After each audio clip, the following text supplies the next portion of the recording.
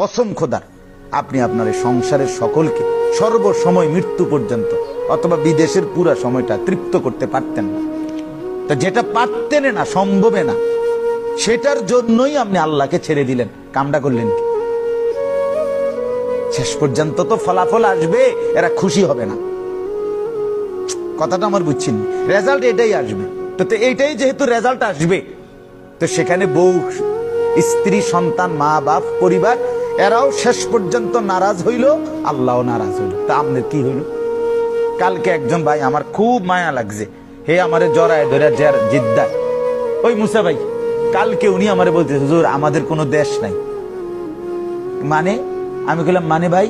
আমরা এখানে থাকলে আমগরে কয় আজমি, বাইরে গেলে কয় বিদেশি, তো আমার দেশ কই? কথাটা আমার খুব দিল। আমি আজকে শায়েখের কাছে বলছি, হারামে মোশতাকুন নবী সাহেব হুজুর, আমার যে শায়েখ, হযরতের কাছে আমি এটা বলছি, হুজুর এক ভাই এভাবে আফসোস করে বলছে, মা হুজুর বলছে, মা ঠিকই তো কথাটা, মানে বিদেশে বাইরে গেলে কয় বিদেশি, এনে থাকলে কয় আজমি। তাইলে আপনি হ্যাঁ হ্যাঁ, বিমানে যতক্ষণ থাকি তখন কেউ বলে না। যাই হোক, আপনাদের কাছে আমার এটাই মূল কথা, যত কষ্টই হোক আপনারা দুনিয়া তৃপ্ত করতে পারতেন না, দুনিয়া সুখী বানাইতে পারবেন না, আপনিও না, বউ বাচ্চাকেও না, কাউকে না, পারতেন না শেষ পর্যন্ত। আরো কামাই করে 4টা দোকান না 18টা দোকান দিয়েও পারতেন না।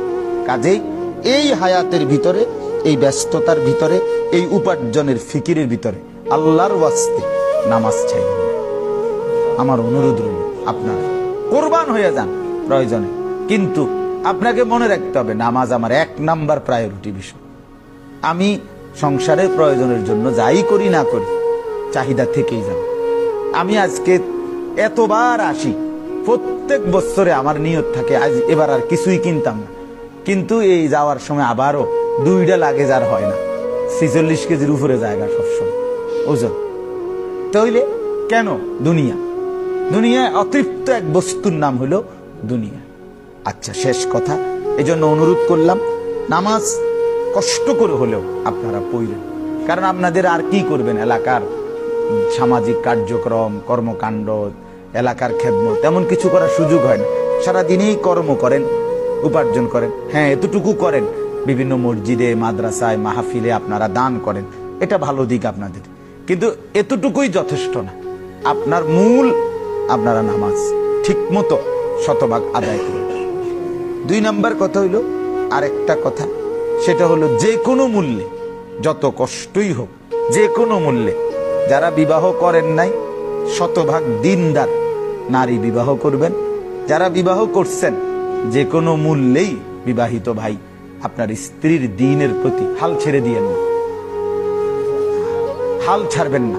অর্থাৎ স্ত্রীকে এই পরিমাণ টাকা, এই পরিমাণ, প্রবাসীর বউ 3টা মোবাইল লইয়া হাঁটে, 2টা মোবাইল লইয়া হাঁটে, রুডির হাঁটার ঢং দেখলেই তো আলগা মনে হয় যেন রুডির প্রবাসীর বউ, কিন্তু বেচারা 12 ঘন্টা ডিউটি করার পরে আবার নিজের রান্নাটা নিজে রান্নে।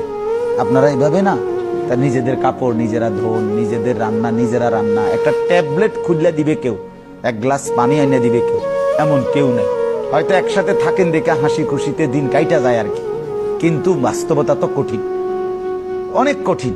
তাহলে এই হিসাবে স্ত্রীকে যদি একবার সংসারের খোঁজ নেন, 10 বার নামাজের খোঁজ নিয়ে প্রয়োজনে অনুরোধ করবেন যে আমার এই সারা জীবনের উপার্জনের জন্য বিনিময়ে আমি এটা চাচ্ছি তোমার কাছে। এই জন্য স্ত্রীর চরিত্র, স্ত্রীর আখলাক, স্ত্রীর পবিত্রতা যদি না হয়, আপনার কিন্তু এই সমস্ত উপার্জন যার পিছনে ব্যয় করলেন, তো সেটা সব শেষ হয়ে গেল।